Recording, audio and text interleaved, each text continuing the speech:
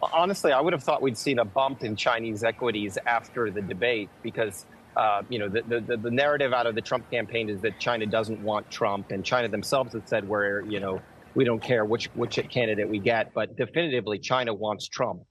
They like Trump's transactional nature.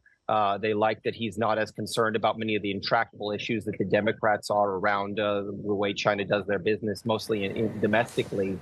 And therefore, I think that there is a more binary outcome for a positive improvement in trade relations between China and the U.S. and overall perception of China were Trump to be elected, surprisingly, because he can come back and do that deal that was under his contemplation during his last administration. And I think the Chinese will be more willing to come to the table this time around. They're a bit more humbled. They're a bit more aware of their vulnerabilities. Last time around, they were announcing China 2025 and announcing the Belt and Road Initiative. This time around, I think they're a bit more humbled. And so I think we could see a deal done if that administration were to come into play, and that could be to China's economic benefit.